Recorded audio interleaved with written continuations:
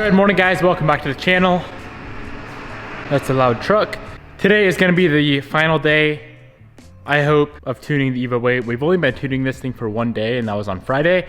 Over the weekend, Chag Tuned was not in the office, so we were not able to get any sort of new tunes or revisions on the tune. The car is currently maxed out at around 26, 27 PSI, and we wanna go a bit higher, 30 to 32 PSI range. So what we're gonna be doing is swapping out the spring combination in our wastegate. That is why we cannot get any more boost out of it. The combination we have in there right now is about a 5.9 PSI, if I remember correctly. And we're gonna go the next step up, which I believe would be a 8.7 PSI combo. So we gotta get that done. That will allow us to build more boost. And then we keep getting knock. And he said with the PSI that we're at and the amount of timing that we're at, there should be no way we're getting knock. So I need to check over the knock sensor on the car, make sure everything is good there. Maybe the knock sensor is loose, maybe the wiring is a little bit janky. Figure out what the heck is going on there, and then we should be able to send this thing to the moon. 32 PSI on pump gas is gonna be wild. Seems like a lot to me, but it's gonna be fun and it's gonna make a lot of power. So let's swap those springs in the gate when it cools down, figure out this knock sensor issue, and we can move on from there.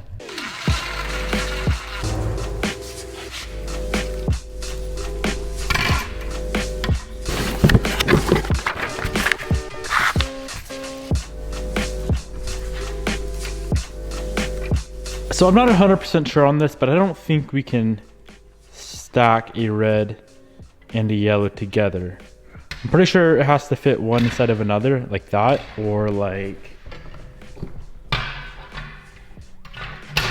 that. A red and a yellow together would give us like 8.5 PSI of spring pressure, but I don't know about stacking them together. I don't think that's correct. All right, we're slapping in the green, which is a 9.4, and we're just gonna lower the wastegate duty cycle and go from there. I also messed around with the knock sensor on the car. I didn't really see anything weird with it. It wasn't loose.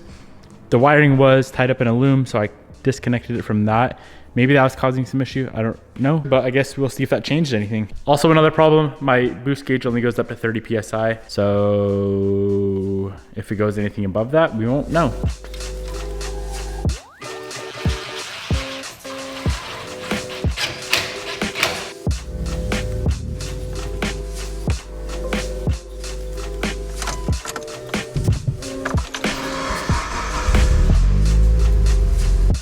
All right guys, we got everything swapped out. The new map, or the new tune is on the car.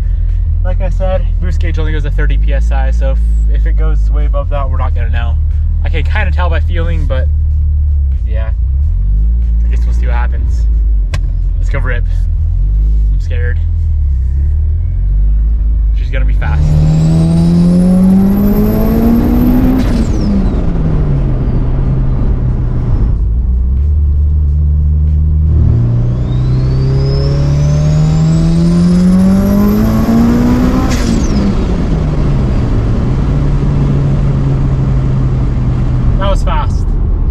Very fast. I'm gonna pull over real quick and check those logs out, see what we were hitting. 28.6 is what we peaked at. Not bad. More to go.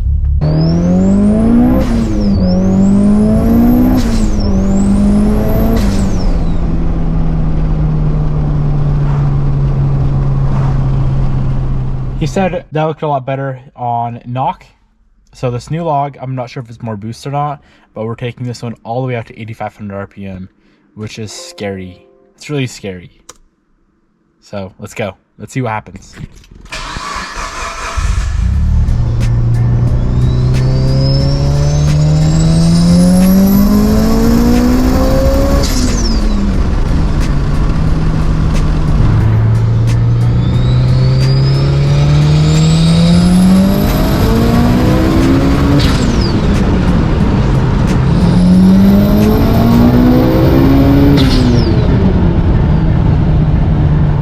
Okay, we're on revision number 15 in total, and we're just a touch under 31 PSI, so like 30.5 pounds of boost on pump gas.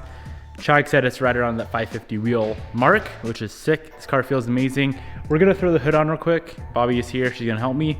And we are gonna go do one last data log, second gear, the bottom of second to the top of fourth. We gotta head down to Mexico to grab that log right down the street, which is sick. And then we should be all done tuning this car, provided everything looks good. Timing is super light. We're at like 6 degrees peak boost because apparently we don't have very good fuel around here. So Bobby, we may have to switch over to E85 one of these days and just buy a bunch of barrels. No comment. No comment. This thing would be dummy fast on E85. Like easily 700 wheel. But we'd have to probably get a new fuel system, meaning injectors and a pump. Or 2 pumps.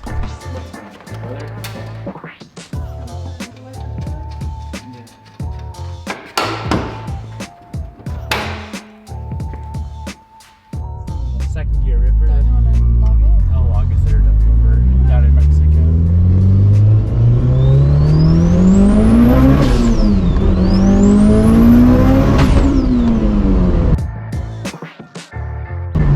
What was that? Something boost related.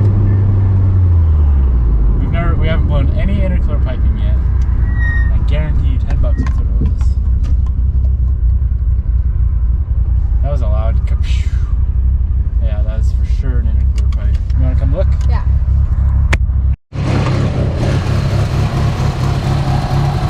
Hold the hood up, please. Yeah.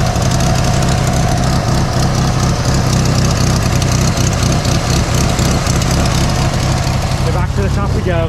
Lowered intercooler pipe went boom.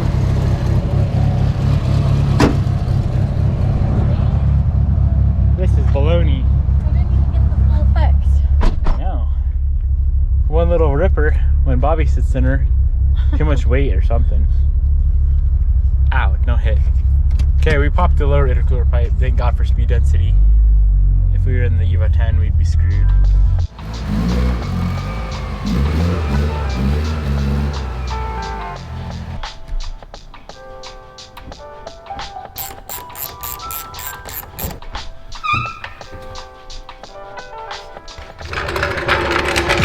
Number 2? Are you sure it's gonna work this time? I don't know. You see, blowing an intercooler piping off is a good problem. It just means you're hauling dick. That's usually what it means. Oh. Either that or you didn't tighten the clamp. The clamp is tight, so that means you're hauling dick. Do you like to haul dick? Yeah. Have you ever hauled dick before? All the time. Nice.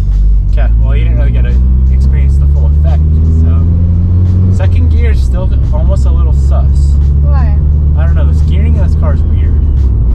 Because even like second gear, it feels like I'm not even getting, like, I can't like hit peak boost almost. I don't know. I'll do a pull again, so maybe it's just because I blew off the intercooler pipe. Bang! Oh! Don't say that to me. So yeah, this is about 550 wheel, right? Okay. So your car should technically feel similar on.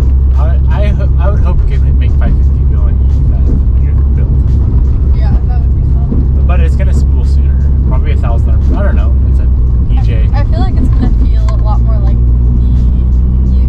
Evoing, the black one I used to have. I hope it's kind of the goal. Yeah. But then again, I've never like done a full STI build I'm so excited to see how much different it feels. versus the Evo. Yeah. Do you want the T51 Armod done? It's fun. Where the Tesla. Oh. Yeah, the turbo.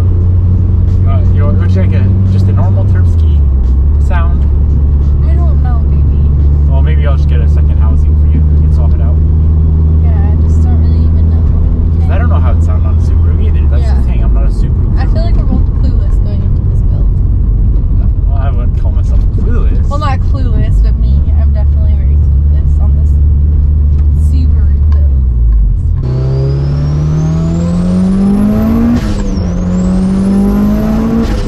Goodness.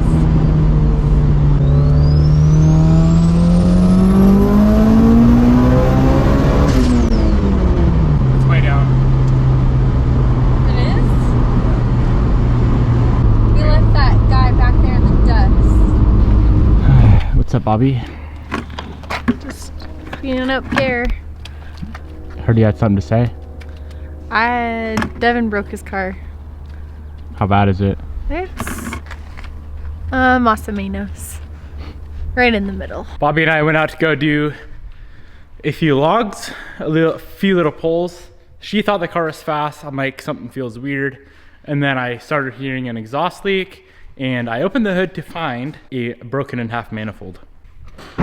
Well, it's not all the way broken in half, but it's bad. So we're gonna have to pull this thing off and get it welded. I don't know how this happened, because it looks like a very, very, very high quality manifold, but it's a broken. Big old rip. So the whole manifold's coming back off, or the whole turbo kit, I should say. Whole turbo kit's coming off, and we're gonna have to get that manifold re-welded. Too much sauce. Too much sauce. How do I keep this freaking hood up? I wasn't really expecting to do this tonight. Well, is it even gonna be cooled down tonight? It cools off fairly quick, so we're not gonna get it welded tonight. We can get it welded tomorrow, but we can pull it off tonight just so we're ready to go tomorrow and get that welded, send out some more data logs to make sure we're all good to go, and we should be 100% done. But yeah, 550 wheel. Bobby thought it was fast. It probably made 300 when Bobby rode in it, because we weren't building any boosties because it was all going to crack. But she's a ripper. Perfect. It's like it was meant to be.